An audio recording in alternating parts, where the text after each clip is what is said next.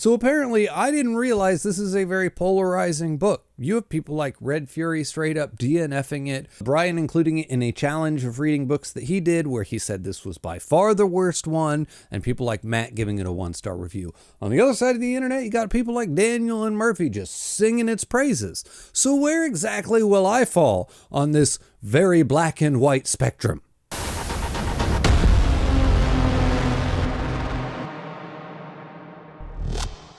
Today, of course, we are talking about the 5th season by N.K. Jemisin, and this was the Patreon pick for the month of August. And this was nominated by 2 patrons, those being Gella Jones and Mira. First things first, I don't understand the hate this book receives. Like, DNFing it? Really? I find that surprising, and giving it a 1-star review, that seems unfair. I can see where some people are coming from with their complaints, especially Brian, where he complained that it's kind of, the book is based around a central mystery, and he figured that mystery out, I think he said in chapter 3.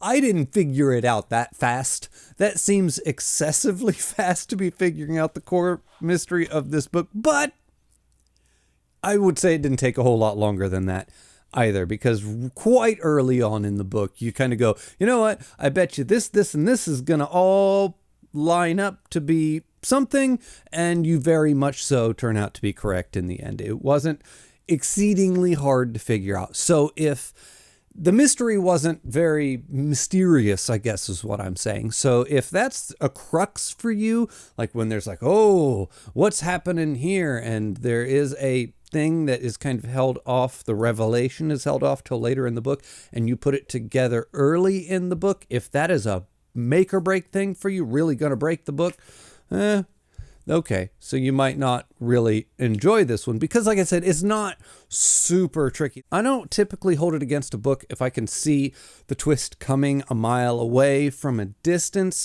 so long as I am engaged in the why or the how. So long as I really am like, so how does, I know where this is going, but how are we going to get there? Or why do the characters make the decisions that they make? Or why does this lock together like this? Why did this person end up here? And how did this become that? You know, and this book definitely kept me engaged enough from start to finish that I never really felt like that was a real big negative for the book, especially once you add in the characters and the world building, because I thought both of those were strengths when it came to this book.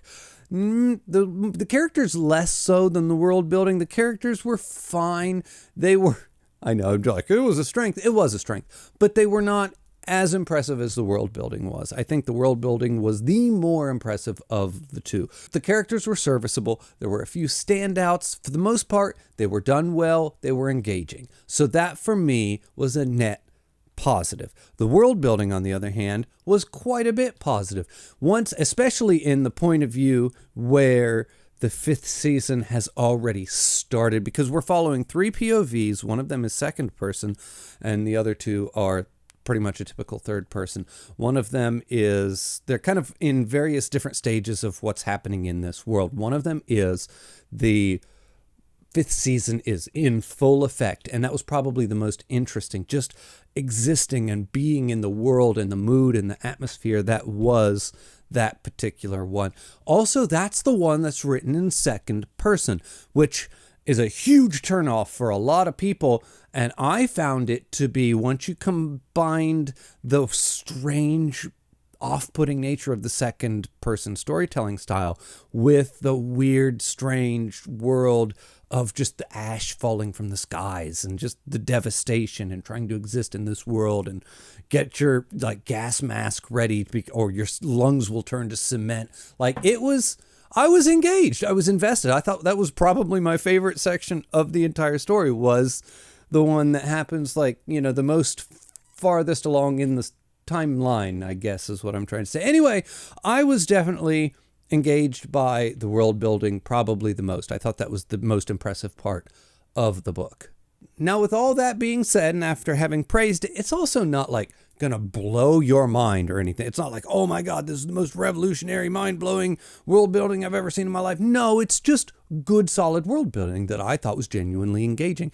It's also kind of a slow drip feed of world building. You get little bits here and there as we build the story throughout the 3 different perspectives. And it's just, like I said, kind of like a little bit of a drip feed, but it's just engaging enough that it really kept me locked in for pretty much the entirety of the book. And then with that drip feed in mind, it drops one last little hook on you at the end to try and really get you roped in to come back for the next book. Once again, it was fine, nothing truly revolutionary, but as far as hooks go, it hooked my interest enough that I would like to continue with the series. Now I am in the middle of reading or attempting to read a bunch of different things. And was it hooky enough for me to like really prioritize this book moving forward into the winter? Probably not. But it was, so in other words, it might get pushed back for several months before I get around to the next book in their series, but it was hooky enough and I was invested enough and engaged enough that I would like to continue the series. So it's not necessarily a one and done for me. At least I don't think it will be a one and done. I really genuinely think I would like to continue this. Probably sometime in 2026. I just don't see it happening by the end of this year. I have just too much in my mind that I really want to get to, and it didn't take that much precedence that it bumped anything off the list. Anyway, with all that being said, I think it was good. I had a good time with it. It wasn't some phenomenal next level 5-star read, and it definitely wasn't a 1-star book. I don't know where that comes from at all. I'd say it's probably a solid 7.5. Anyway, everybody, as always, the link for my Patreon is in the description below. The link for my Discord's in the description below. Thank you for watching, and I'll see you next time.